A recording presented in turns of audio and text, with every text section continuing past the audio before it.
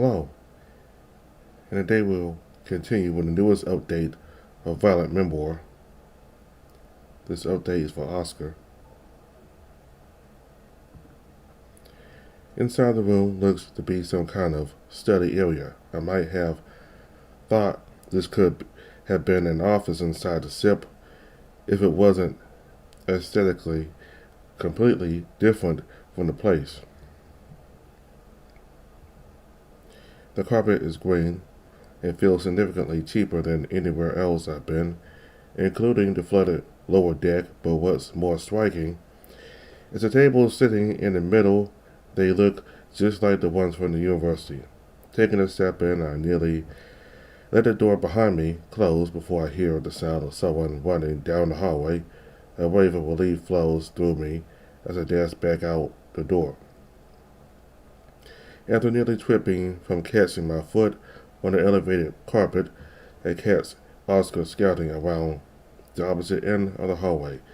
He's facing away from me, but must have heard my excitement as he quickly turns around. He looks just as relieved as I feel as he skips down the hallway, suddenly looking a lot more nonchalant about everything than the rigid back I just saw. Led me on a wild goose chase there, didn't you? If you were going to go down an entire floor, couldn't you have waited up? At least it looks like you found an exit. Huh? What do you mean? The exit, right there. Please don't tell me only I can see that. I've really had enough of these supernatural surprises. No, not that. I mean, I don't think it's an exit, but that's not what I'm confused about. What do you mean I led you around? I mean, you were the ones who was making all the noise to get me to follow you, man. I don't know what else you call that, unless you got a fun new name for it. Led me down to the stairs and everything. No, that couldn't have been me. I've only been here in the next floor down. I haven't been higher. Well, that's concerning, isn't it? What was I hearing then? It was definitely a person trying to lead me here. It could have been that spirit.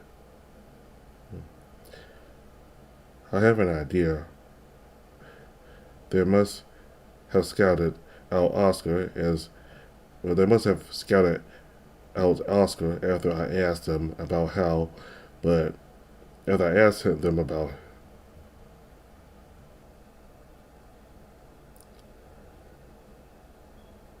I have a pretty good idea. They must have scouted out Oscar after I asked them about him, but they didn't seem to want to reveal themselves to him.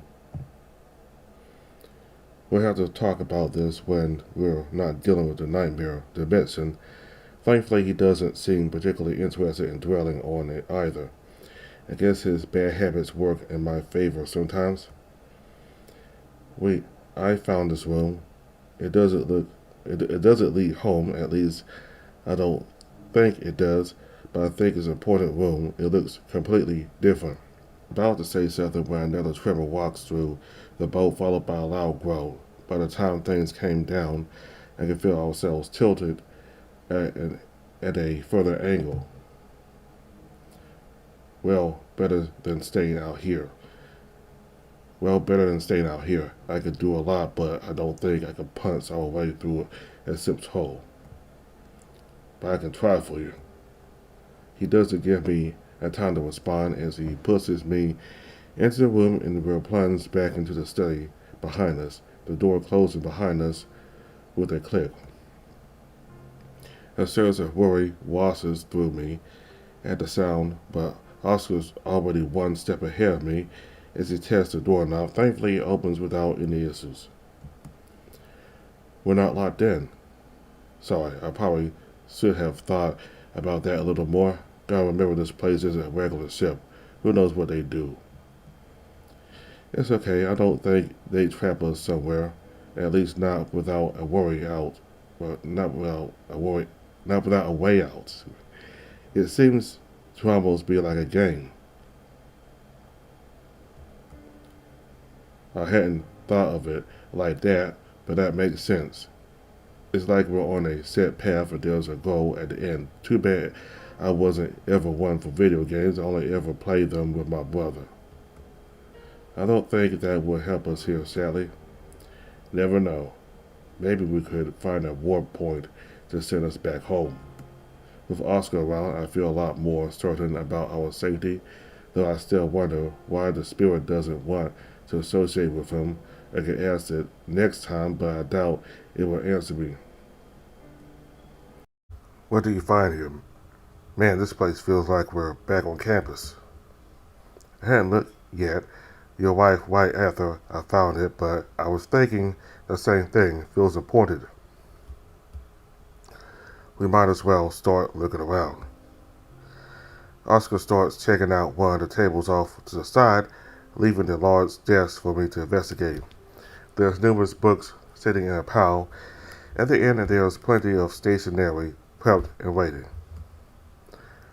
But something about it feels off. It feels like it hasn't been used in a while, but there doesn't look to be any dust or signs of wear. It's almost like it's been frozen in time.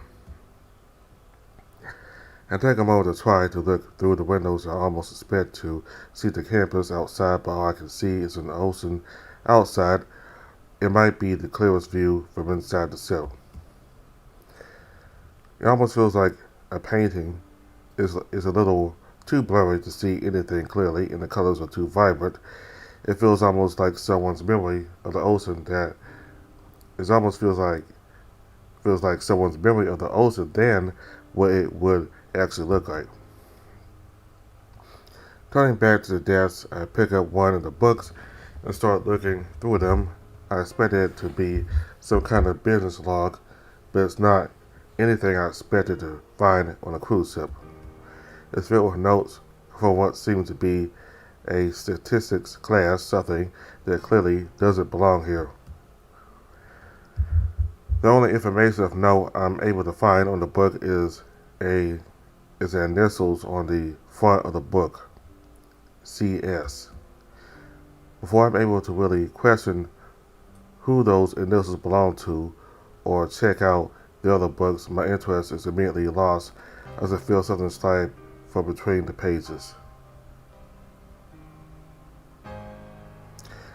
There's not an ounce of doubt in my veins about what it's going to be, and as I stare at the familiar piece of parchment now laying on the desk, I feel a sense of accomplishment, and just as strongly, a sense of growing dread.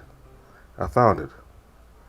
It doesn't take long for Oscar to come over and immediately understand the situation. He didn't even look surprised. He must have assumed we were looking for the same thing. He takes one of the nearby chairs while I sit at the desk itself, feeling like I'm intruding on someone else's space. As I pick up the pace, it feels heavier than it did before, but I doubt it's anything special. I already know that there's answers on here, but how many is a real question. Neither of us say a thing as I start to read. Oscar doesn't look particularly interested in hearing the entire thing out loud, so I keep it to myself. If anything, he looks almost apprehensive and sad as he stares down at the cheap carpet. For a number of reasons, even if the voice in the back of my head is telling me it's definitely about this. I pick up where I left off last time. I can't believe she was right. Conrad wasn't who he thought he was. Well, who I thought he was, because apparently I'm the only one who was left in the dark. They all hid it from me, even Mercy. How could they do that to me? How could she? I don't even know who I should be more pissed at. How am I supposed to just stay friends with people who will let me live this stupid lie? I fought for him, and Mercy would fight back because she knew the truth, but instead of telling me, she just tried to break us up. Did she know from the start? Is that why she never liked him? But why didn't she come to me? I don't know why I'm beating around the bush. This wasn't really meant for your eyes, but I just need to vent. Who knows, maybe I'll just rip this whole thing out and forget it ever happened. I run my fingers down the length of the torn page. This is one of the few pages that they've managed to find. Does that mean Helena whipped out specifically this one and kept it? She did whip out all the others too, or was whatever was dragging them into this pocket dimension responsible for that as well? Well, we'll probably never find out. I decided to keep reading, but if he's going to betray my trust like he did, like they all did, why should I give them that kind of respect back? The guilt must have been getting to him because he took me back to his dorm. We didn't go to his room, though, because his roommate would have been home. He couldn't risk him hearing. So he took me to a study they have in a dorm. Apparently it's basically never used by anyone, so that's where he spent his time in the dorm. I paused for a moment to look around the room. No wonder this place feels like a private study despite the numerous different chairs and tables. No one else used this place. He said he had to confess and had to do it before Quinn taught him out of it. I thought he was going to break up with me, or admit he was cheating on me with Quinn.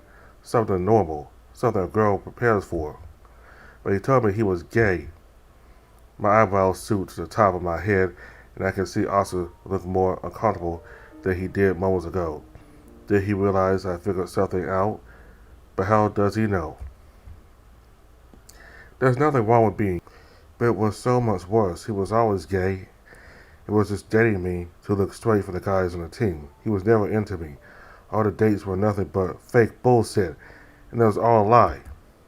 Do you know what the worst part is? I think despite lying to me and using me, I might be the least mad at him because he had reason. He was scared of some shit, whatever. I get it. I'm pissed off, but I get it. Not sure why the team with numerous fucking gay guys would care. His best friend is openly gay. Why would anyone care? But that's not important. Not compared to the others. What I truly can't forgive, nor can I truly understand, is Quinn. It was all her idea. She was the one that set us up in the first place, and it was all to be his fake girlfriend. No wonder he barely ever brought me to anything. He didn't even want me there. He told me that he came to value our friendship, but how am I supposed to take that? I can't trust you now, but I'm glad you liked our time. What kind of roommate and friend decides it's a good idea to do this to someone? I tried asking her afterwards, but she just said she had to put her friend first as if I was something less. That fucking bitch. He might have done it, but it was all her, and for what? To impress some stupid football players? Who gives a shit what they think? What about what you're doing to your friend? But Mercy hurt me the most. I don't know how. Conrad wouldn't tell me, no matter how much I begged or screamed at him, but somehow she knew all about this. She knew and let it happen, and the only thing she did was vague bullshit about not liking him. I tried contacting her about it, but she just ignored me like she has been for everything else the last 2 weeks. Does he even care? I get it. She's upset, but the fact that all of this happens and she doesn't even swallow it enough to come comfort me is awful. She was closer to me than anyone else, and she let them do this to me. There's more ink further down the page, but it's been completely ruined by tears and smudging. Her writing got less incomprehensible as the entry went on, almost like she was coming to terms with it herself. Conrad and Quinn used her for their own purposes. I'm not sure what happened between them afterwards. It didn't say. But whatever relationship they had with Helena had been completely ruined. I look over at Oscar, who's staring at me, waiting for me to say what I discovered, but I already have the feeling he knows the answer. When did you figure it out? I didn't. All I had was a hunch. Didn't have anything else. But why? How did you figure it out? Wallace. I didn't want it to be true, but it just made sense the way he seemed attuned to her. Didn't seem interested in her physically, It's just something about him. It just gave you a hunch? Yeah, and I'd rather have ignored it than tell you. Maybe it wasn't true, and I've been wrong, but as we learn more, it just seems more and more plausible. It made sense why you were so adamant that he wasn't cheating on her, and why you doubted his intentions so much. I've seen more than my fair share of new guys, fresh at college and ready to discover themselves. Most people thrive, but some get scared and hide, you know? He had his reasons, but whatever they were, I don't know. It makes sense, and I feel a little dumb for not figuring it out before. It just doesn't make sense that he keep something like this from Nathan. Maybe he was worried he would judge him. Why would Nathan judge him? He's in the guys as well? Maybe he was scared that he judged him for hiding, or for still wanting to hide. Why would you want to hide yourself? I thought things were better now. This isn't the 80s or whatever. But Oscar doesn't answer. He just comes around and stands next to me. I'm wanting him to grab me and pull me deep into his arms, and I can see him trying to reach around me before his arms.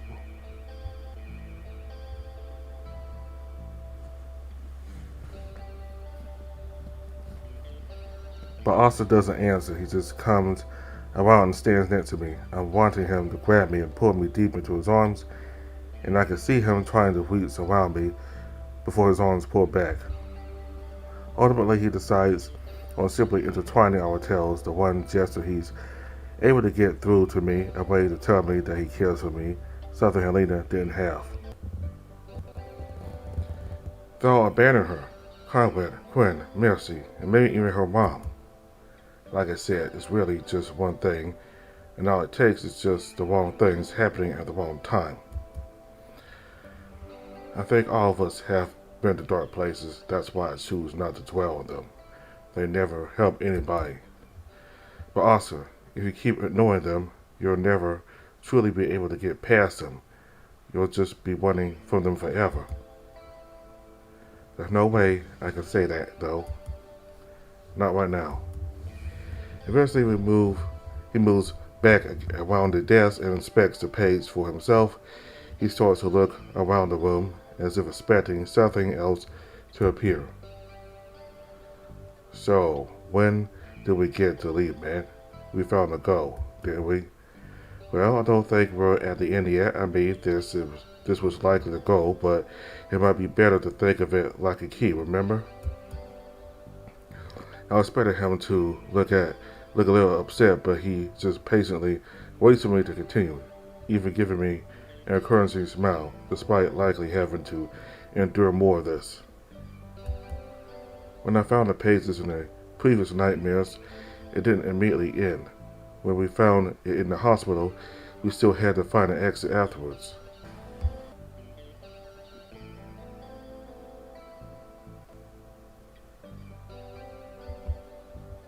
Sometimes would also go wrong, and then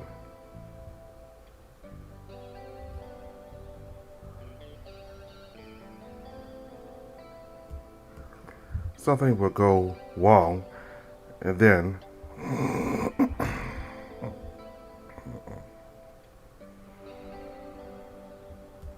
something would always go wrong, and then I cut myself off as I realized the implication of what I just said, but Oscar picked up on it earlier than I did, but there wasn't any time for us to react as another tremor shot through the ship.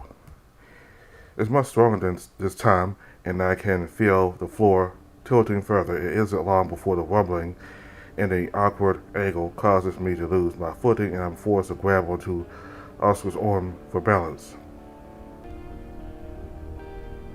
To add insult to injury, the door was not open during the commotion, and we hear the sound of water echoing down the hall, except this isn't the sound of rushing water like I've been expected. It feels almost like a distant sound. Thankfully, Oscar hears it too, and notices my confusion as well. The water must be breaching the hole somewhere on this floor. Water is likely flooding in, but there's a chance the entire wall might collapse. Then what happens? We hope we're not too deep. We can't waste time. It looks like the ship is fully tipping over. If the room tilts far enough, we'll be trapped in here. I didn't understand what he meant at first, but as the angle kept changing, I realized that the floor is slowly starting to become the wall, and the wall behind me might become the floor soon enough. And if that happened, the only exit would be on the roof, an entire room length of height away. We'd be trapped until the water comes and drowns us. Had that been the design of the room, trap us in here at the end of this room and force us to not be able to escape? Oscar doesn't bother with questions like that as he grabs me and lifts me onto his back, forcing my arms around his neck.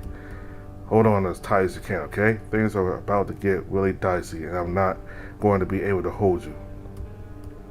I'm barely around to get a grip before he's already darting around the desk, but another tremor forces him to regain his footing. The floor has already become steeper than any hill I've ever walked up before. Oscar doesn't wait as he starts to charge up it, barely making any progress as he's forced to use his arms to keep himself steady against the wall. I'm not sure how he's able to do it until I knock something smacking my tail behind me.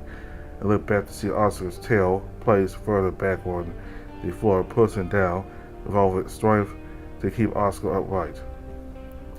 He's already managed to make it halfway up the floor as I notice something strange about the room. Despite the total change of gravity, none of the chairs or tables look to be sliding down to the bottom of the room.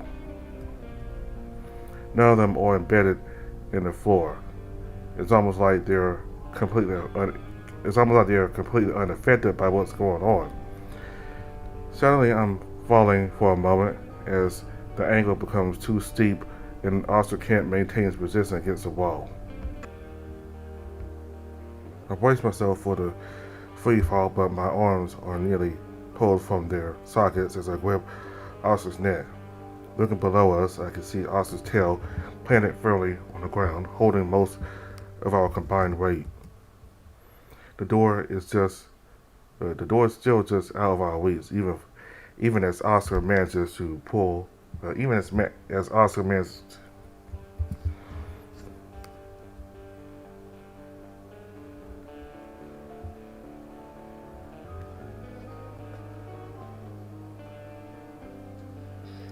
The door is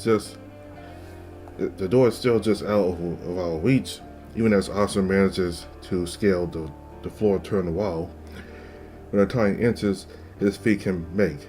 With the ship still floating, with the still rotating, there isn't going to be a lot of time before there's no angle at all. Then there won't be anything to stop us from falling. Get ready. That's all the preparation I'm given before Oscar gives a final Hail Mary. He sails off the floor with his tail as hard as he can.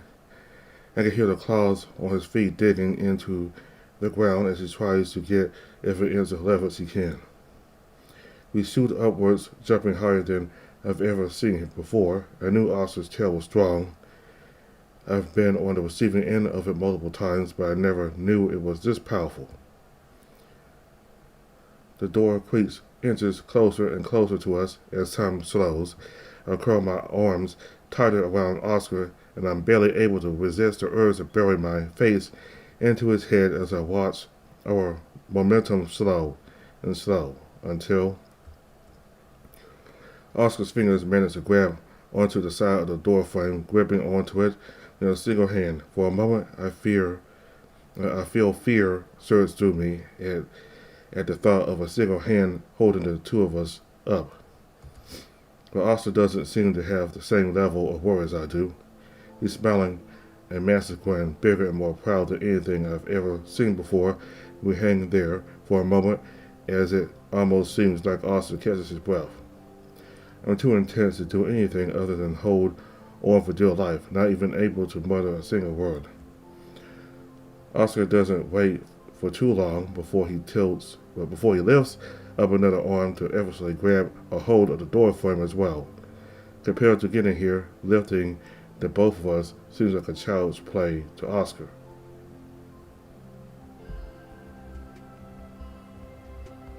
Without even breaking much of a sweat, he's able to lift the two of us high enough where I'm completely out of the room. Most of his upper body is through as he holds himself up with straight arms.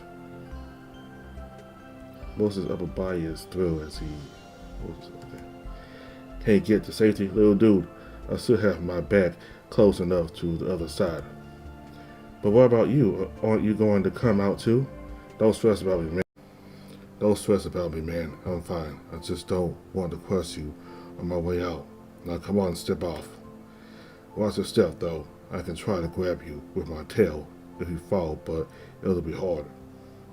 Not wanting to mess it up, it takes an embarrassing long time for me to get my feet secure enough on the ground to let go of Oscar, but he doesn't seem to mind in the slightest. He's still wearing that smile of total confidence, and this just looks like a light exercise room. I can't quite see you, man. Are you all good back there? Yeah, I'm standing on the wall, I think. That's great. Just take a step back. I feel bad if I whacked you with my tail. I follow his instructions and I'm about to ask what he's planning on doing before I see him start to swing himself back and forth. Before I can protest, he flips himself up until he's fully standing on his hands. Without more than a grunt, he twists himself until his feet are on the ground, bending in a way that's significantly more flexible than I thought someone of his size could be. Phew, that was a bit close, but nothing we couldn't handle. You did great, man. I'm still too stunned to speak, and before I can stop myself, I lurch forward and wrap my arms around him. I know I should keep my space, but I'm too overwhelmed by everything to think. But Oscar doesn't push me around. He just crouches down and wraps me tight as well. I can't look up to see how he's doing, but he doesn't seem to be comfortable, not yet anyway. Must be the adrenaline. He's still smiling when I do pull away, and while there's some light twitching to his tail, he still looks pretty good despite the physical contact. It's only now does what he says whispers in my head. With me, you did all the work. You didn't do anything but make things harder on you. Don't be like this. I'm built for stuff like this. I'm twice your size and have all this muscle. It's my job to help here. But you kept your cool. I know it must have been killing your arms to hold on like that, especially when we were basically hanging off the wall by my tail. Seriously, man, you were sick. Honestly, I didn't even feel my arms. I was just scared. Even if you couldn't feel them hurting, doesn't mean they weren't. Come on, let's get out of here so we can get some rest. Skipping classes was a right idea, and as soon as you head off to find Lily, I'm going to have a swim. God, I need one right now. Well, if we don't find a way out soon, you might get what you wish for. Well, look at you. That's some pretty morbid humor there. I must be rubbing off of you. Was it good? A little dark, but not bleak. I like it. But which way do you think we should go? How much did you explore your floor? Not much. I was just trying to find you, and once you, well, not you, starting giving me hints to follow, I just tagged along until I met up with you. Oscar looks over me for a moment before he leans down, squinting at me. He doesn't say anything, but I have a feeling he's already figured out what I know more than I'm letting on. So I decided to just confess. I think I might have an idea who might have been guiding you to me. But remember when I fell into the water last dream and you were proud that I was able to escape myself? I didn't. Someone else saved me. I thought it was you, but when I saw it, it wasn't a person. What was it? It was like a ghost or a spirit. It looked to be made out of water and reminded me a little bit of you. I also looked really confused, but there was also a twinge of something that I can't figure out mixed in there as well. Me? Not quite you. It wasn't anywhere as big as you, but it was an otter. Maybe that was all, but something about it made me feel like I could trust it. I also got real quiet after that, and it's the first time since we escaped the room that his smile completely fell. Something about this creature really sunk his mood. Any idea what it is? Huh? Oh, not really. Could be anything in this place, but it sounds like it's friendly at least. That's gotta be a good sign, right? You think we can trust it? I mean, I thought we could too, but I expected you to be more against us. You haven't even seen it. It seems to be avoiding you, actually, when it rescued me. Last time, it immediately ran away as soon as we got close to you, and it didn't show itself to guide you. I have a feeling we can trust it. I don't got any evidence or argument like Grumpy might want. It's just another hunch. You seem to be having a lot of those. The conversation dies down after that, and Oscar leads me back the direction he came from. The further away we get from that room, the hallways start to look closer to how they could, or to how they should, excuse me. It's sitting.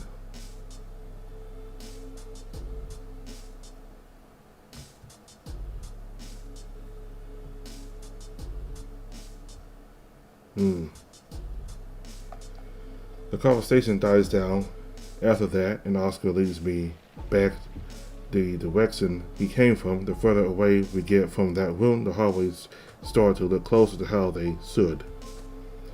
It isn't long before everything looks almost exactly like it had the last time I was here. It really was like there was a tiny fraction of another world trapped in that area of the ship. Soon it was like we were back on a regular cruise. If the ship capsized while we were still inside, despite the hallways looking the same as always, everything looks different at this new angle. Just like the room where we found the page, which is now tightly tucked into Oscar's shorts, all the furniture that should be scattered around the ground now is still stuck on the wall. Oscar cracks a joke about gravity, but I miss it as a catch a glimpse of a familiar blue in the distance. I'm only able to see it for a second before it darts around a corner, their long tail flicking after them. It's them, the ghosts that helped me. I tried to point after it, but Oscar already moving, grabbing my hand and charging us down the hallway. I can tell he's holding back to make sure I don't fall over, but the pace is still enough to leave me panting in seconds. We dart around the corner, nearly tripping as we have to avoid tripping on the sudden drops through doors or lights protruding from the wall. The next time we round the corner, we catch their tails slipping through a new door I've never seen before. It looks less opulent than the rest of the build, but much more refined and functional. It must lead back to wherever the crew works, or maybe where the captain's quarters are. I regret never listening to my dad rumble on about old historic boats. There's no way it hasn't noticed us by now, and I'm almost certain it's trying to lead us somewhere. It just still seems to be trying to avoid coming face to face. Oscar slows down until we're just standing in the middle of the hallway. I'm forced to lean against the roof to try and catch my breath. Nothing like Oscar, who barely exerted. He's just staring after the spirit with a mixture of what I can only assume is confusion and sadness. No surprises there. What did I expect? The laugh he gives is bitter, and unlike anything I've heard from him before, it's just a glimpse into a raw emotion that I've only seen in diluted drops. Even that time on the beach, Oscar was still trying to push down everything he was feeling, but not this time. This time it slipped though. What's wrong? I expected Oscar to jump at attention once he realized I'm still here like he usually does, but he doesn't spring back up. He just looks exhausted, but he still gives me a smile. Solemn but earnest. Don't worry about it. Just a little bit frustrated. If they know their way around here, it couldn't hurt for them to help us, don't you think? It makes sense. It would be incredible frustration with everything happening. I don't buy it for a second. Oscar, is there something wrong? Wallace, don't. Not now. It's abrupt and final. He must have realized how unfair of a position he's put me in because he wraps an arm around me, tugging me close to him. I can see the claws of his feet digging into the walls, but he doesn't make an effort to push me away. Despite how uncomfortable and tense he feels. Yes!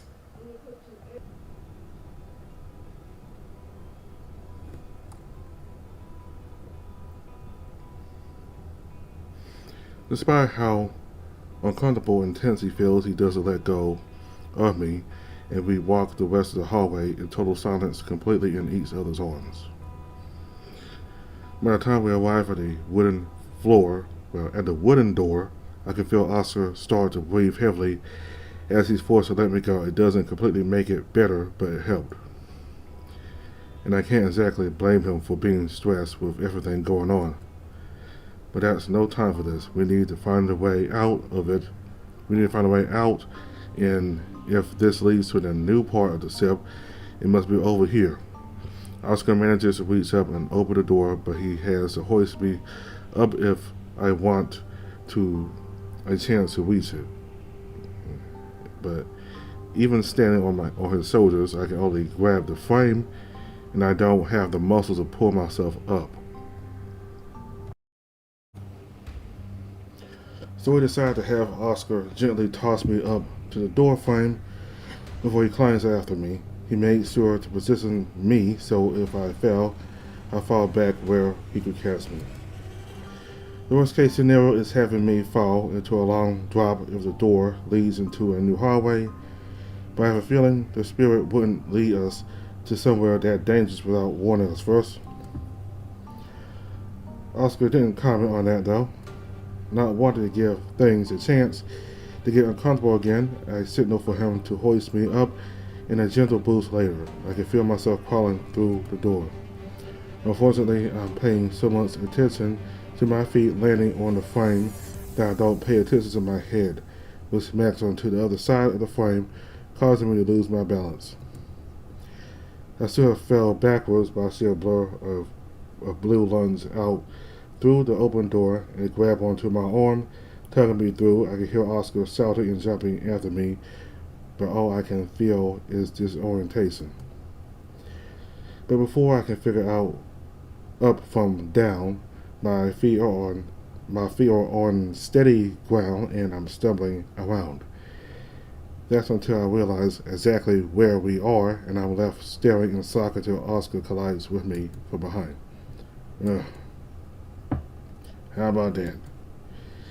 The two of us check back through the door we came through, but the only thing on the other side is my apartment, not a single drop of water out of place. Without any fanfare, we're back in regular reality. That ain't normal, is it? This part, I don't think any of it was normal. The sudden switch. For what you mentioned before sounded kind of like it was a whole big deal when you switched. It was never that smooth. Usually I just wake up, but yesterday and during the hospital, it felt like almost like a ritual, like things were meant to end where they ended. But now, it's blending through, huh? I think so. I don't know how, but I think it's gotten more powerful, whatever it is. Maybe we should flake on meeting up with Wilf. I'm not sure I want to leave you alone. Do you still have the page? Of course, man. What do you think? He cuts himself off as he rummages unsuccessfully through his pockets. He's about to give up when he notices something and bends down, picking up the paper. Must have fallen out of my pocket, or where it would have been if it blew out the door. It does so love the ambiguity, doesn't it? That slick of them. We're not even hurt, and I'm wet, but it's mostly my sweat. You don't think it was just another hallucination, right? Come on, Wallace. I'm not that delusional. Not always, at least. I'm just saying, it's good at covering its tracks. I'm going to meet with Wilf still. I think I want to ask him some things, and I still need to talk to Lily. I can always come for that, you know? She isn't asking me to stay away, too, right? I hate for my girl to drop me like that.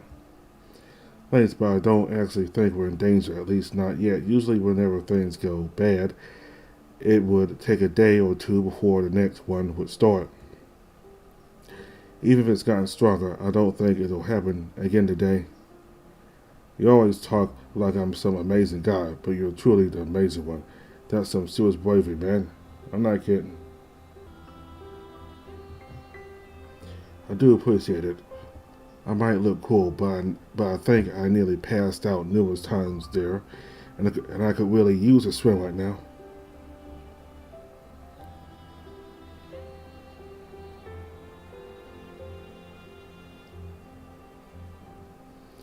I do appreciate it. I might look cool, but I think I nearly passed out numerous times there, and I could really use a swim right now. The conversation with Coach Mays runs through my head. It wouldn't be good if Oscar fell back into bad habits. You won't overdo it, okay? I'll need you if things go wrong. Who do you think I am? I'll have you know that I've had numerous different guys call me Superman, and would he let you down? I don't think so, little dude. But I won't be too far away, okay? I'm still a little jittery, so I can't give you a hug, but I need you to know. I'll be there. No matter what, just call for me. I will. You really were my savior in there. Something about that made him light up like a Christmas tree, and it looks to finally be enough to win him over. Did he want to break the news to Lily?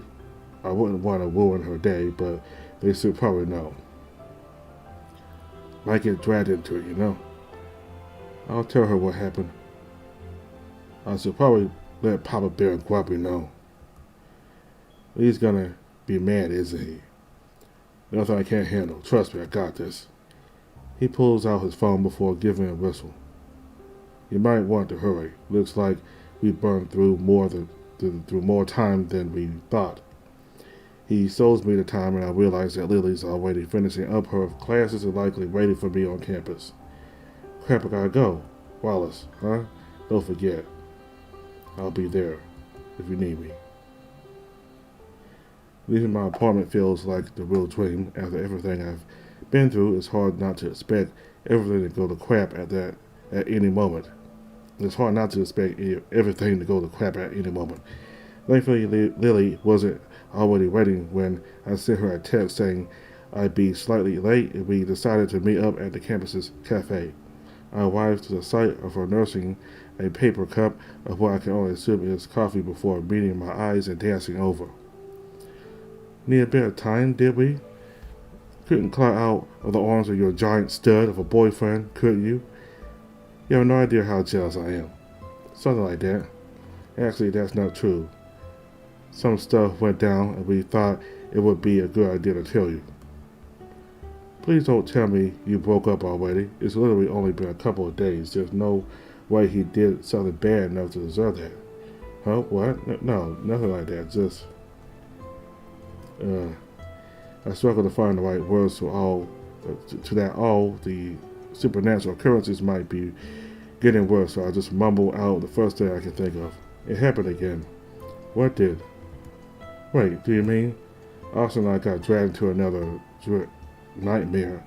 It was on a boat this time, and we had to escape before it flooded. It was pretty intense. And you're sure the two of you both experienced it? Yeah, it was pretty easy to. The words drift off as I notice something in the reflection in the cafe window behind Lily, a familiar blue hue that stands out against the bland white buildings. Whirling around, I can't find any signs of the spirit anywhere around here, but I know what I saw. That was definitely them in the reflection, but what could that truly mean? Am I staring to see things, or am I starting to see things, or is a nightmare starting to seep into reality? Wallace, so I thought I saw something. It's been a really stressful morning. Yeah, I can imagine. You're looking really jittery. If I didn't know any better, I would have assumed you were the coffee addict out of the two of us. It's a tiny joke, but it's enough to bring a smile to her. My lips, from how brightly she mirrors it, I can only assume that was her goal. Tell me the details while we walk. We got a while before we need to make it to the football field, but it might not be best to speak here. It's a little public. I suddenly become very aware of just how many people are surrounding us, those sitting outside a cafe, those awaiting their orders, or the students walking by. There are many unsuspecting ears who could overhear something they shouldn't. You're right. We'll head over and I can tell you what happened along the way. The walk to the East Campus is a slow crawl, but neither of us are in a hurry. Lily doesn't interrupt me a single time, and it might be the longest I've been with her without hearing her voice. Even after I finish the story ending with Oscar and I reappearing in the apartment hallway outside my room, as if we hadn't even left, she still molds the information in silence. It isn't until we arrive on the edge of the next campus that she finally comments. So the diary is definitely responsible for all this? I'm not sure. It's connected, there's no doubt about that, but I'm not sure if it's the cause or just involved. I think Oscar's right. You mentioned he thinks he might be the target, and I have to agree with him. If it wasn't trying to get him, why would it target you while he's around? Wouldn't it just be easier to try and get you while you're alone? Seems smart to me. I hadn't thought about that, but you might be right. Wait, you believe all this? I've been hoping that whatever happened to us in the library was just a fluke, a strange one, a phenomenon that I can just pretend never happened.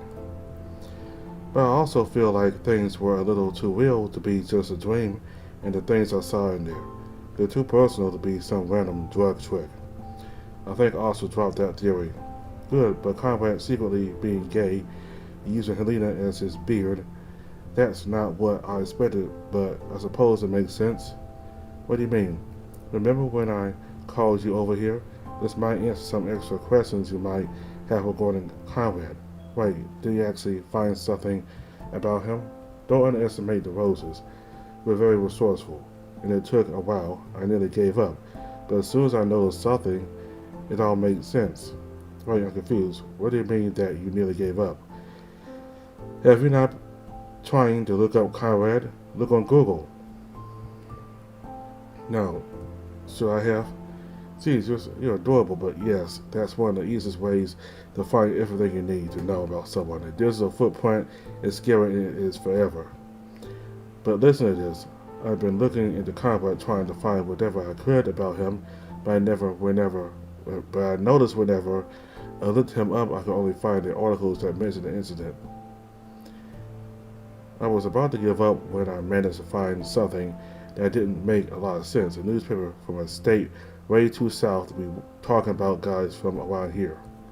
I wasn't able to find it from searching Conrad's name, but from looking up the football team itself. They talk about their latest match against Everwinter where they lost, but that's not the interesting part. Lily, who has been going through her phone this entire time, shows me a picture she saved from the article, a lineup of the team. Do you know what's weird about this? I shake my head, unable to find anything slightly weird about the photo. The photo isn't a problem, it's the names. Despite having the entire team list, that doesn't look to be in the midst of Conrad. I thought that this might have been after the incident or that he just couldn't make it to the match, but then I saw it. Conrad was in the photo. What happened then? After comparing the list again, I noticed a name that wasn't supposed to be there. Connor Stearns.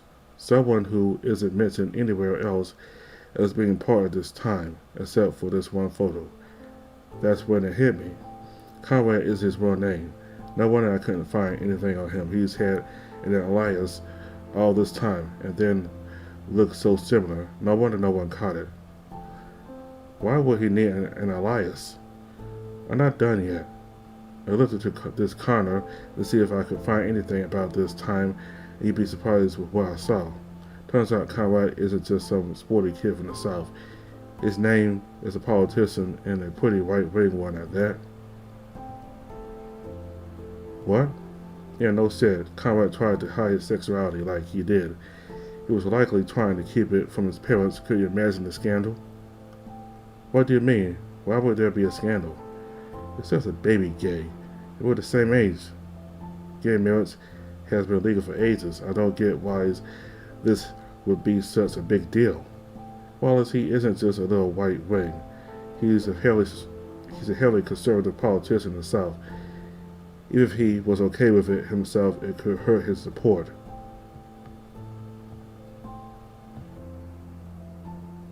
That's not all. You mentioned that Quinn was the one who set this all up. That checks out. I've been looking through Connor's socials and found images of Quinn with him from when they were babies. They're not just close friends, but the best of friends. That's borderline family. She must have realized how Conrad was acting might cause some bad rumors to start. How did people not find out any of this when everything happened? Everything I found always mentioned Conrad as just a regular student. I never I never heard of this alternate identity or anything. They were likely paid off or pressured to not bring it up. Looks like someone didn't give the memo to local newspapers back home. I think I need to talk to Ralph. That's who we're going to meet, right? Huh? We? Yeah, I thought I was tagging along. Isn't that the whole point? Oh, I mean, I wasn't expecting you to tag along. Well, I will admit, I wasn't planning to initially, but you kind of dropped a bomb that we might all be getting murdered by some supernatural horror pocket dimension, and this might be our only lead on it. So I changed my mind a little bit. Right, that makes sense. You've been taking this really well. Well, honey, I'm not. You're just coming at a really good time in my life for this. My mental health, immaculate. My composure, I wish I had this last year. I'm really lucky to have you around. No, I might be pretty great, my dad always tells me, but you're doing pretty good yourself. There's never anything bad about hyping yourself up alongside others. Yes, ma'am. Oh, shut it. Now, come on, practice should be finishing up soon. I'm probably just going to tag along to make sure things don't go bad. I have a feeling he might not want me around to hear things. If he wanted it private, he might find it, well,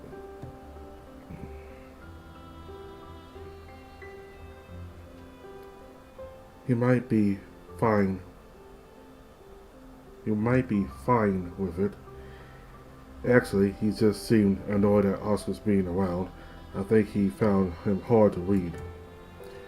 Well, he upgraded to 2 open books. I got nothing to hide, and I ain't afraid to show it.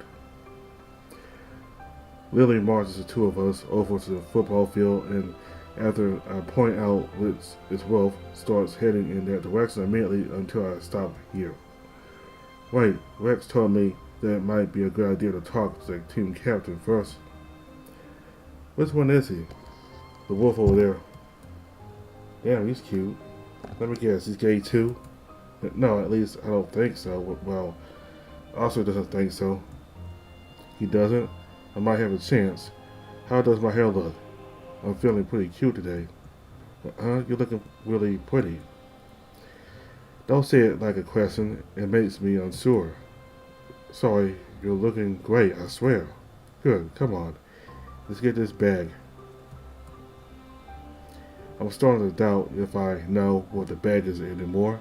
Lily shows none of the uncertainty as I do when she approaches the wolf. In fact, most of the other players seem surprised too.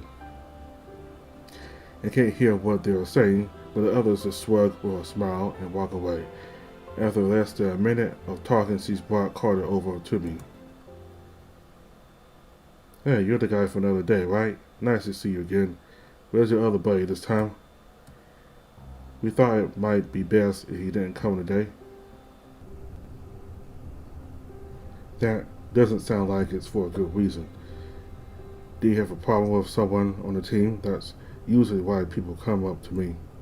Plus, this lovely little lady mentioned that the two of you need my help. Lily beams as she plays with her hair, something that causes Carter to lose focus for a few seconds before he's able to bring himself back to reality. Sorry, did you say something? I zoned out there for a sec. Is this the power of women? Is this the power women have over men that my father always talked about? Well, Wex told me to come talk to you. His friendly smile immediately drops into a serious expression, and it feels like the atmosphere completely shifts. Is he causing problems? He's been on pretty good behavior, but he has a reputation, and I told him I couldn't give him leeway. No, he's been very helpful. I mean it. This isn't about him. That causes him to relax enough for his smile to return, though his fur is still standing on end. That's good. I was told I couldn't give him any leeway for bad behavior. It was part of his scholarship coming here since he had a history of it in high school. I feel like I shouldn't be hearing about this, but Carter just casually mentions it like it didn't really matter. Either people don't care about that sort of thing, or that's just the guy he is. Who is this about then? Doesn't associate with a lot of the team. He just stays in a small group and the one other. Something seems to click in his head. His brows furrow again. It isn't as intense as before, but he still doesn't look particularly happy. Right, that makes sense. I probably should have guessed it was Wolf. Damn, is his reputation that bad? I knew since someone warned us to come talk to you first that he might be trouble, but that's disconcerting. Not saying I wouldn't have come talk anyway. That's good to know. But yeah, anyway, Wolf is a bit of a strange one. He doesn't really bother the other guys, but there's some tension between him and Rex. Tension. Yeah, it's hard to explain, but the two of them always remind me of exes. They're both trying to avoid each other, but when they do interact, I can't tell if they want to fight or make out. It's confusing. I don't even know if Rex is even into dudes, but that's just the vibe they give. I never asked, though. There's no need to stoke that flame. But if he's asking you to come to me, I can't imagine it's for any good.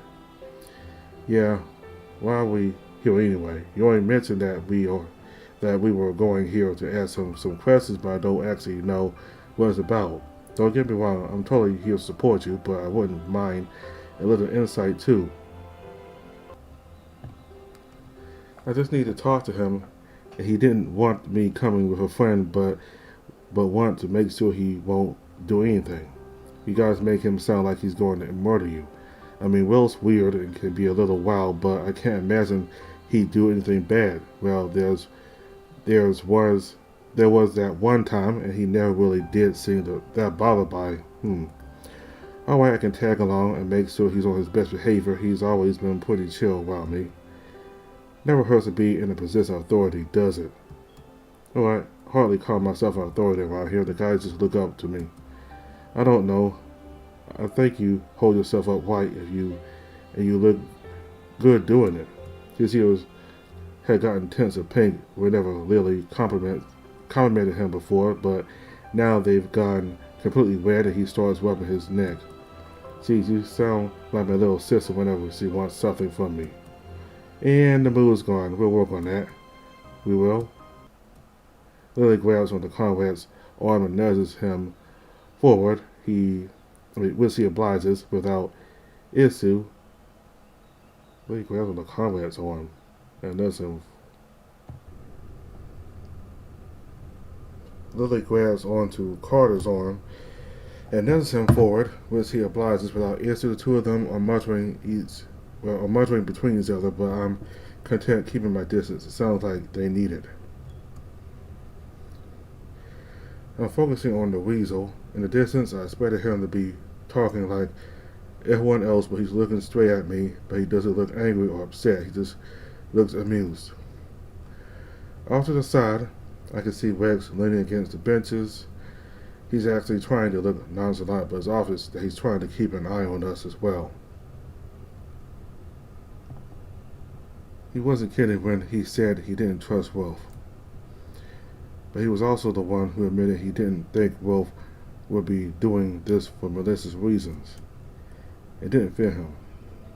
As we arrive, Wolf turns his gaze off for what feels like the first time since we arrived. They glide over the corridor before returning to me with an almost disappointed sigh. Did you expect me to spill everything just because you brought the big man over? Honestly, Wallace, I expected better of you. Carter looks in my direction, allowing me to engage him without any intervention, not until it's needed anyway. I'm hoping it doesn't come to that. No, I wouldn't do that. I just thought it couldn't hurt to have someone answer. Well, to hurt. I thought it,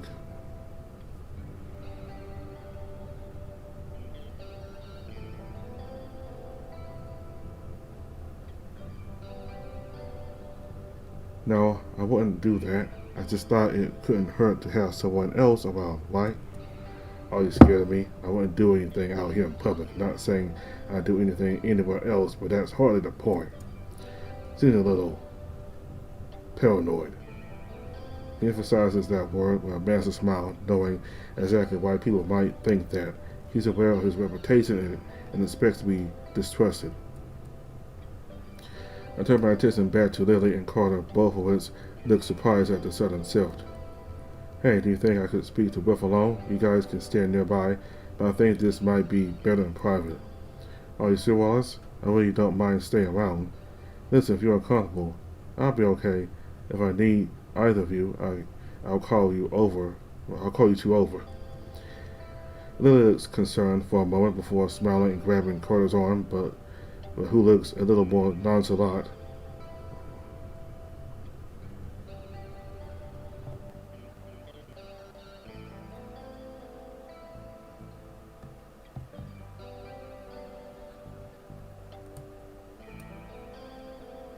Lily looks concerned for a moment before smiling and grabbing Carter's arm, who looks a little more reluctant to leave this volatile situation. Come on, I think this might be for our ears anyway. We'll just chill over there, and you can tell me more about your sisters. That'll sound fascinating. You really think so? I've been trying to tell that the Lily drags Carter over to the bench near Wax, who nearly knocks over all his stuff once he realizes he can't just pretend to be busy to keep watch. Neither of them seem to catch Wax's frantic actions as Carter looks more than distracted by with Lily, who's sneakily flashing me, sneakily, I don't know what's word is it, sneakily flashing me a thumbs up behind his back, I guess. What happened to not being distracted by any guys or girls? Hypocrite. After nearly blowing my eardrums, yelling after Carter, Wilfs dropped down to grubbing under his breath, nearly caused me to miss what he said. I think the creator should try to take some words out and look at the grammar. Despite his annoyed tone, he almost looks happy for the wolf. But our eyes meet and that moment's over. His malicious grin returned to his face, completing his villainous persona. I see you decided to come here without your bodyguard, decided you didn't want to stay away anymore, and then you want to try and pry into my head for more information about Conrad. I told you how about you figure it out first. I wasn't going to force you to stay. I wasn't going to force you to say it. I thought we might be able to talk. You didn't seem comfortable with Austin around, so we decided he shouldn't come next time. Once again, he almost seems thrown off by the thought that someone might actually care about his boundaries. For a few seconds, he looks lost for words before scowling. What do you expect? What do you want, Wallace? You're clearly here because you want something, and there's more than just you who have a vested interest in this conversation. We turn towards the bench nearby, while Carter looks more interested in talking to Lily. All three of them look in our direction before scrambling to look away. I didn't mean for this to become a massive thing. I just really wanted to talk to you and thought it might be better to ask someone you might know, to ask someone who might know you. Uh, and you ask Rex? That's so deliciously ironic. Despite the playful words, there's a bitterness in his voice that I've never heard in our previous conversations. This might be a genuine sore spot. So I heard the two of you had history. He offered to come talk instead, but I thought that wouldn't be particularly fair on either of you. He pauses again and gives another confused sigh before sitting down on the grass, seemingly uninterested in our back and forth. For a second, I think I completely blew this chance, but he motions for me to join him, and I sit down next to him as we watch men of various sizes and species charge across the field. You're just like him, and it's incredibly frustrating. Who, Baxter? I'm not telling you what Conrad talked to me about. I made myself clear. I figured it out. I know what he was hiding. That causes his attention, and he leans away from me, planting his arms firmly behind him as patronizing smile returns. It's clear he doesn't believe me, but I can also see he's treading more carefully. He's waiting for my first move, and I likely only have one chance this time. I know that Conrad was gay and that he was just dating to hide his sexuality. That makes his smile dim, and while he still has that arrogant air to him, it doesn't feel as authentic as before. That's hardly all of it. But it's enough, right? I know his secret, what he was hiding. He came to you because he didn't feel comfortable coming to Nathan, because he was worried it might change things between them. Nathan was too close. Nathan was too naive. That's what he was. He wouldn't have understood. Nathan likes to think he's a loner, but he's already had people on his side. People don't know what it's like to have your back against a wall. Have you been there? Me? God, no.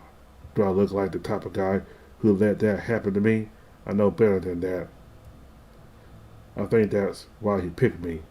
There wouldn't have been any pity or consoling, just coldness. He wanted an objective view. I don't think that's true. I think he saw you as someone he could trust with this. Me, I'd sell him out in a heartbeat if it served me. But he didn't.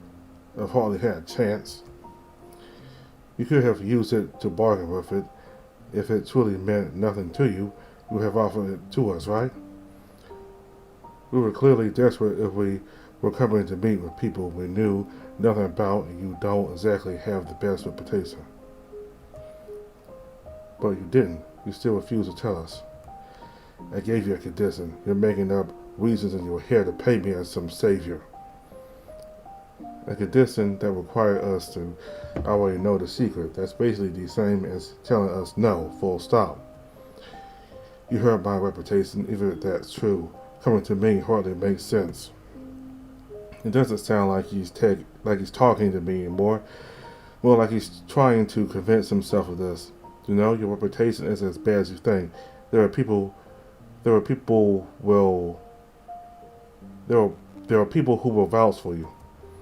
That catches him off guard, and he looks at me with suspicion. The tables have completely turned, but I don't intend to abuse them. I just want to make a connection. Baxter argued against everything. He thinks you're a good guy. Severin thinks so too, even if he doesn't think you're entirely trustworthy. They're naive, always have been. They haven't grown up a single bit since high school. Rex did too. That completely sets him up. Though he looks away to hide whatever emotions streaks across his face, I can't tell if he's irritated or confused. He had a lot of negatives to say about you too. I'm not going to act like he was on your side, but he said he didn't think you abused something this important. That moron. Fine, whatever, you win. You're just as freakishly stubborn as an annoying bat. Yes, I hadn't intended on telling anyone that what happened. There's no need to disturb someone while they're resting. He's been through enough hardship and people wouldn't understand, not really. You mentioned Nathan was too naive. Nathan sees the world in two ways. People who deserve to be in his life and those who shouldn't. There's no room for those who you're stuck with. Is this about Conrad's father? You figured that out too. Maybe you're not a total lost cause. It's not too late to ditch your boyfriend. Lily did actually. I don't think I would have figured this out without her help. And I'm happily in my relationship, thank you. I can tell there's a lot of baggage there, and who wants to deal with all that? But I won't bother. I can tell you're stuck to him like glue. He'll never be rid of you. I'll always say it. Guys like you are the scariest. Thank you. I haven't decided if it's a compliment yet. Just recognition from one manipulator to another, knowingly or otherwise. This smile has returned in full force and I can feel my minefield again. There's traps everywhere and I need to tread carefully. I don't understand why they needed to go through all this. Because reputation is everything. What reputation? He changed his name.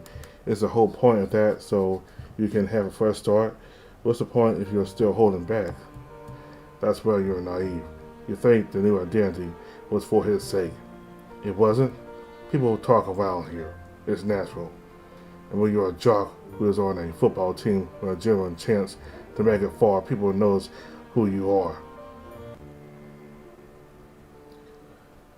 It doesn't take long for people to notice that you're never going out to any of the parties, never hooking up with any of the girls, and never had any girlfriend.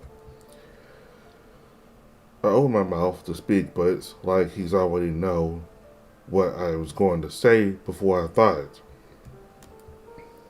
It doesn't matter if that's enough to think about. All it takes is a little whisper in a conversation for something going from an amusing coincidence to an overwhelming inferno.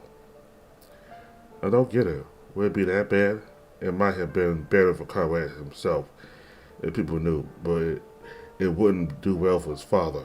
Hard as he did to scrub, it's impossible to hide the connection between them.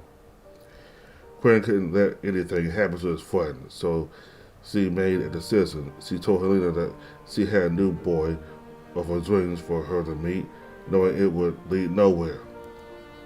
Why? She was desperate to save her friend. Conrad didn't want to ruin his father to go live his life. He's someone willing to suffer in silence. It's no surprise he gravitated to Nathan. Helena was just the unfortunate victim, chosen for convenience. Not so innocent anymore, is he? People do desperate things sometimes. For what it's worth, I don't think Conrad wanted to just manipulate her. He generally cared for that woman for some reason. I take a moment to check over at the others. They figured that things look to be coming along very well, so they don't look to be watching like a hawk anymore. Lily keeps laughing at whenever Carter says, well, whatever Carter says, and his entire face goes red every time. West looks more preoccupied with his phone than paying attention to his surroundings. But that gives me a thought I should have been asking from the beginning. I wanted to ask you about something that could have been seen from his perspective. What happened after the truth was revealed? He was upset. What do you think? His deeply kept secret was exposed, and there's a good chance he lost everything. Of course he was upset. Who do you think had to hear about it? He came running back to me as if I had an answer to come to coming out to someone. Though most of that whining was about how guilty he was, he really hated doing that to her, but it was deemed as a necessary evil. If they saw where it led, they might change their minds.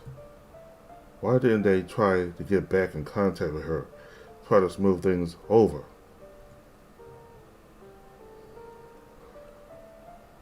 What was he to say? Sorry, bitch, I completely faked everything, but did you want to be friends? Hardly. He fucked up, simple as that. He decided he wanted to wait a month or two before contacting her. I bet he wished he called her a little earlier. I don't think I have much more I wanted to ask. I already figured out a lot, but I wanted to answer you. Now that sounds tempting, but I don't think I should interfere if you have anything going on with Wex or Baxter. But I agree with them. You can't be a good guy who you want to be, which is exceptionally rare. The conversation dies after that, but he makes no effort to sue me away. It isn't until I see a blue figure in the distance again that I decide it might be better to reunite with Oscar soon. Wilf didn't make any comment as I got up or to my farewell, but I could tell he was listening to me as I left. As I left. That hint of a smile never left the corner of his mouth the entire time. I didn't learn anything that I hadn't already been told from the diary in Lily's investigations, but I also feel like I learned something crucial. Conrad not only has basically negative game.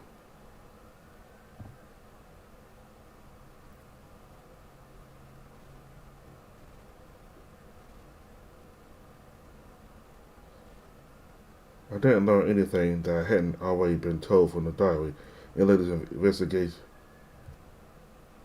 I didn't learn anything that I hadn't already been told from the diary in Lily's investigations, but I also feel like I learned something crucial. Conrad not only has basically negative game. It really sounded like Conrad cared about Helena's feelings even after everything that happened to him. He wanted just friendship and hoped it was enough to carry, but it wasn't. There's really no doubt in my mind that Conrad was a good person, and Nathan deserves to know everything. The others perk up as soon as I get close enough, but no one takes the step to ask me what I found out. They care much more about my safety, even though they're right next to us. Waves start to crash into my ears as I explain that I managed to get as much as I wanted from Wolf, but I can't even hear what they reply with over the waves crashing. I already know this can't be good, so I try to excuse myself, but Lily follows after me. After a short talk,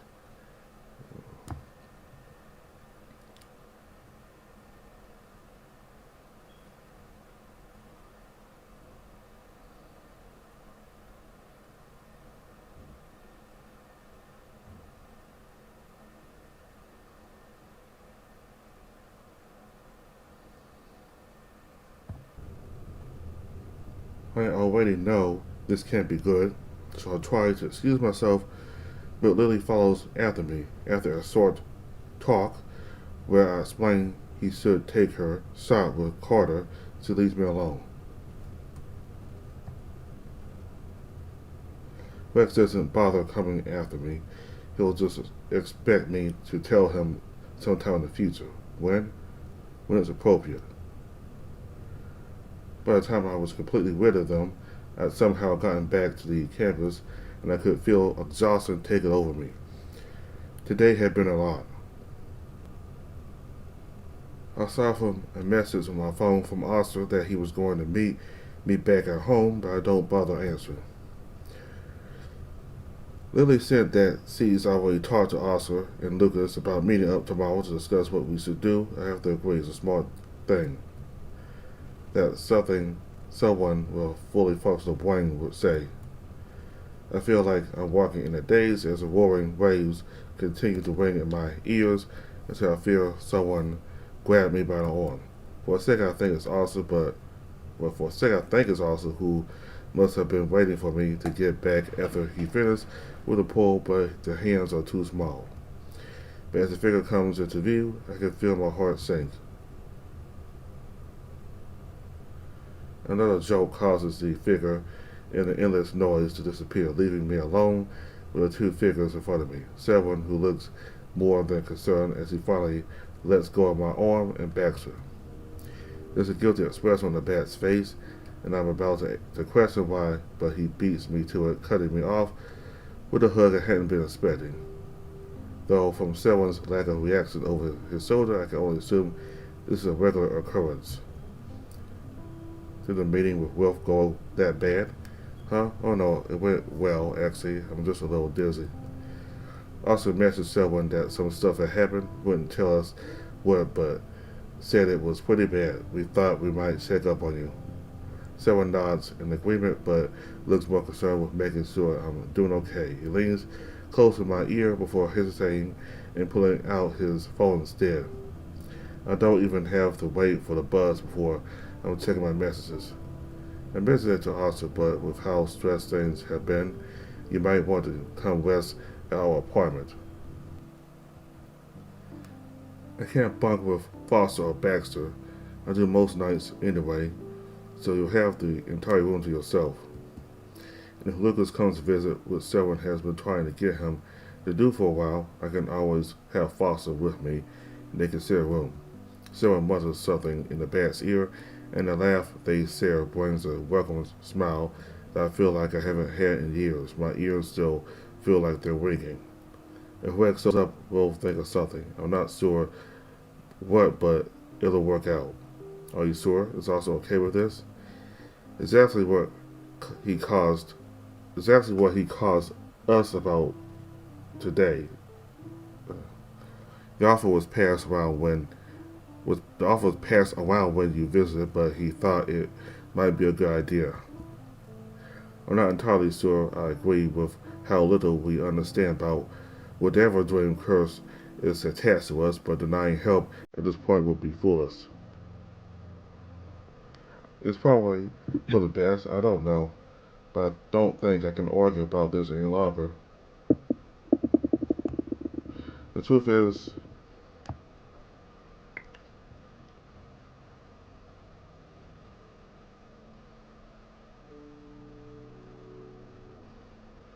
it's probably for the best.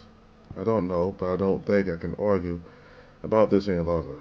The truth is, I feel pretty safe for the rest of the day, despite everything that's going on. Whatever is going on in the dreams is influencing the real world, but only what I'm experiencing. It doesn't seem to be actually affecting the real world yet, and the heaviness that's been weighing on my chest ever since I read the diary this morning is finally fading.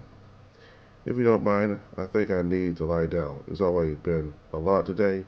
I know it's not too late, I know it's not too late, so you don't have to come with me. Someone will be home, right? It was actually later than I expected. I thought it would have been an hour. I thought it would have been a little.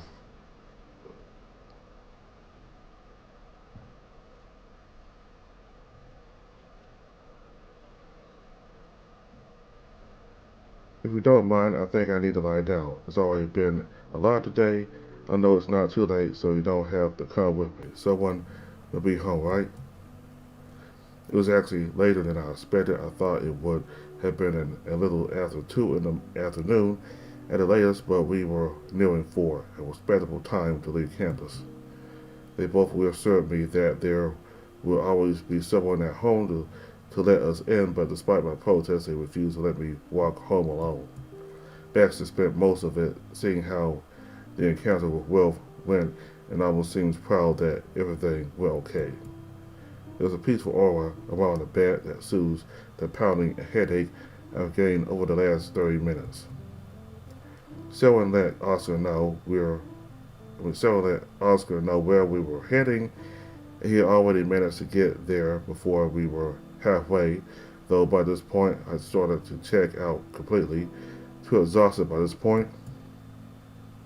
They just let me zone out in peace for the rest of the ride, and I didn't even notice we had arrived until the sight of a familiar otter woke me up. Severin and Baxter decided to give us some space and head into Baxter's room, letting us know that we can use Severin's freely as if it's a guest room. Neither of us moved to head in there, though. We just stand together in the middle of the living room. "You doing okay, man? You look exhausted." "I'm surviving. I think whatever happened in the dream is starting to seep into the real world." "Did you experience anything?" "I didn't notice anything. Sorry, man." "No, that's good. That just confirms that it is after me, and that means we can influence it. Just a little bit." I still think you're wrong on that. Just doesn't make sense to me. I just think it's using you as a gateway. Pretty sure I'm the target. Just makes sense, all things considered. I'm not entirely sure what that means, but I'm too exhausted to try and pry the information out of him right now. A wobbly step in the direction of the bedroom has Oscar at my side in seconds, all but scooping me up in his arms. I nearly protest not wanting anything that could trigger another incident. But the moment I'm enveloped in his arms, I can barely get the words out. "Geez, man, if I knew it was going to be this bad, I would have come along anyway. Fuck Wolf if he thinks he can stop me. He's not a bad guy. I know. Lily told me what happened. Seems like it went well, and I'm guessing you'll tell me everything later." "Yes, later. Damn, guess we're going to bed early today. Gonna need a massive breakfast at Marvel. I don't keep this figure for free."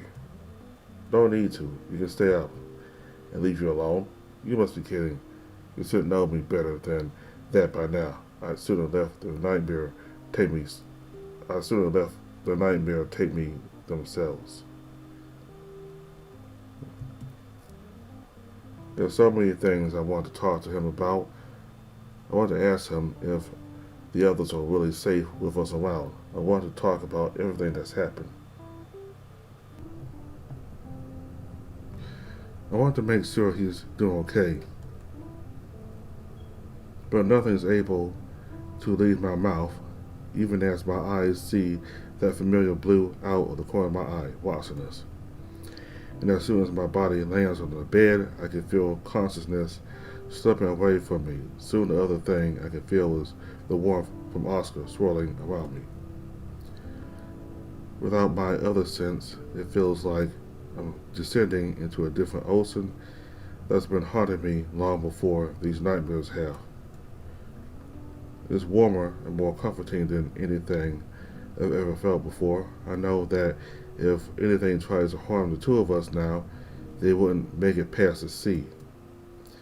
And as sleep claims my drifting mind, all I can feel is safer than I've felt in a long, long time, in my otter's arms.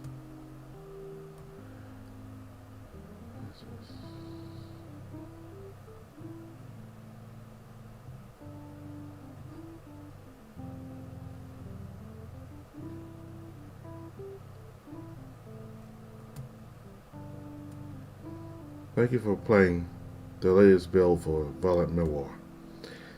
I've been hoping that this build would have come out a long while ago, but numerous things went wrong. You're probably wondering where the lead update is since we skipped over it. To get here, well, Corey has something special planned for it and needed more time to do it. So we decided to skip ahead to Oscar in the meantime. That should have sped things up, but it still was an awkwardly timed real life events kept pushing it back. Regardless, I'm here and back to stay. Again, hopefully, next build should be the lead build once again, but if Corey needs more time, it'll be Lucas's build. Look forward to either of them because they're going to be a lot of fun. Until then, if you have anything you want to report, please let me know on our post or Discord's feedback room. As usual, don't forget to follow our Twitter for updates and announcements. We have a Discord for Violent Memoir. Find the link to it on our Patreon, Twitter, itch.io, or click right here. Thank you again for playing, your patience, and your support. Okay, so that's everything for Oscar so far. So the newest lead update is on their Patreon. So I think sometime in November or December there should be a new lead update. I think by then I should be caught up with Lee's route, and I'll be able to download the new update then. Because right now I think we're a little more than halfway through Lee's route so far. So I think before the new Lee route comes out, the new Lee update comes out, I'll be finished with what's left so far for Lee. So anyway, so a lot to unpack here. We got a lot of answers and some questions, but I gotta start with Conrad first. I'm just gonna start with the spirit first, but so the spirit, I don't know if it was trapped on the ship, and it kind of used Wallace and Oscar as a way to get out of the ship, because now it's following them around campus now. It's not just on the ship; it's following them on campus now. So I don't know if it was trapped on the ship, or maybe it was never really trapped on the ship, but it chose to be in it. I guess I don't know, but I think it might have something to do with Oscar's past, and this.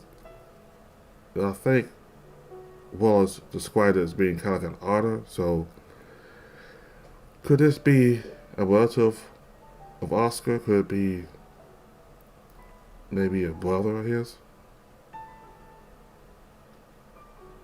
Just saying, maybe this spirit is his brother, and that his brother died on the ship. I don't know if the brother got sick or he fell off the ship and drowned or something. That could be a possibility. And it's using Wallace to get to Wallace, though whenever it gets near Wallace, whenever it gets near Oscar, the spirit avoids Oscar, but it does get to Wallace and deals with Wallace, but it won't deal with Oscar. So I don't know. Maybe the entity is using Wallace to keep track of Oscar, but it doesn't want to talk to Oscar just yet.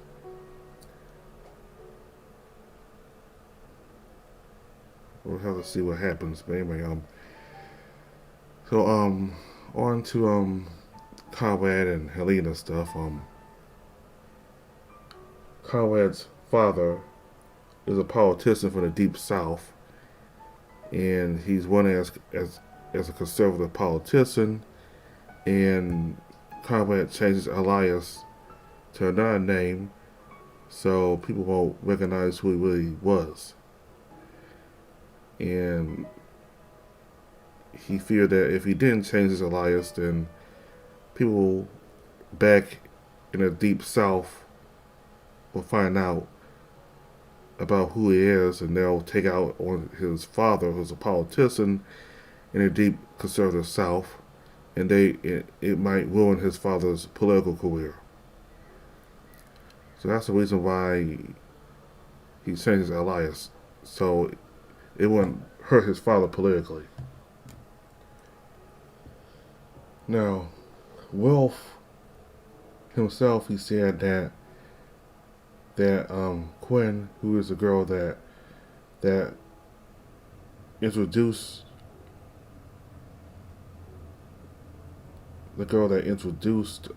Conrad to Helena, that's the reason she paired Conrad with Helena in the first place, to cause a front, to make it appear that he's straight when he's really gay. If you date a girl, then at least you make it look like you're not gay. Yeah, but they Quinn and did it to protect Conrad from the speculation that he might be gay, and plus from ruining his father's political ambitions. And Helena got hurt in the end. She got hurt because she was in a relationship she thought was true where it wasn't true. Quinn and Conrad were just using her, though. I don't believe necessarily believe Conrad was a bad person. He did care about her feelings. He wasn't truly into her, but he did care about her feelings. He did care about the fact that he hurt her. So yeah, I felt bad for Helena.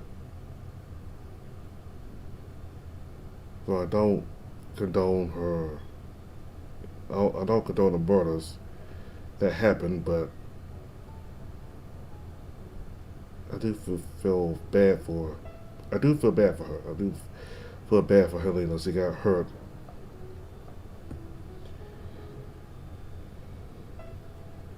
So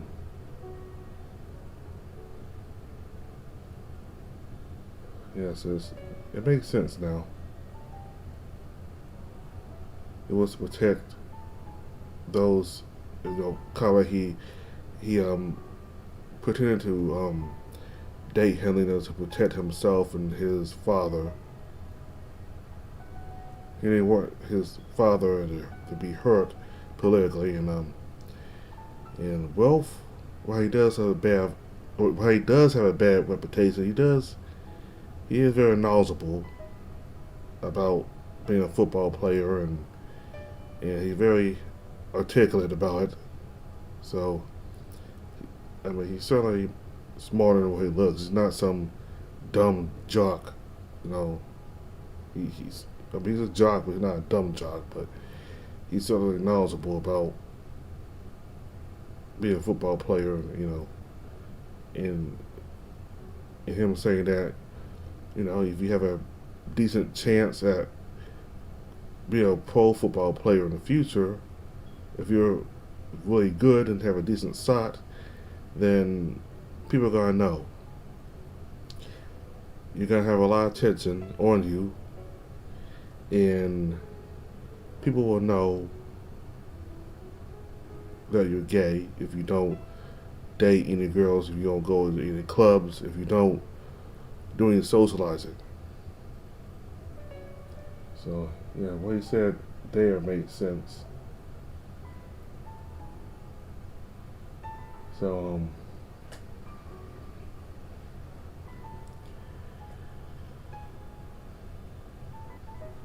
alright, so Carter, he seemed really nice. He says that when Wallace said that he seemed to be like a leader, Carter was kind of humble about it. He just said that people look up to him. He's not really a leader, but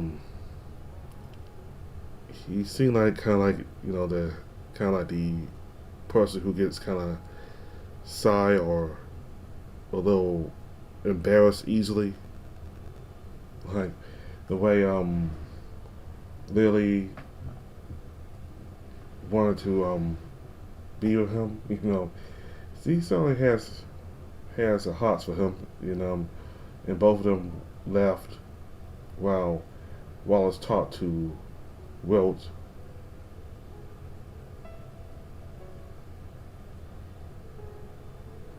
So yeah. Could Lily have a new boyfriend sometime soon? Uh, so and right at the end there with Selwyn and the Bat offering their place for Wallace. That was real nice of them. And at the end, Wallace told Oscar about the fact that he still sees a ghost, even though they're no longer in a dream. And Oscar firmly believes that he is a target, that he's a target for this supernatural being.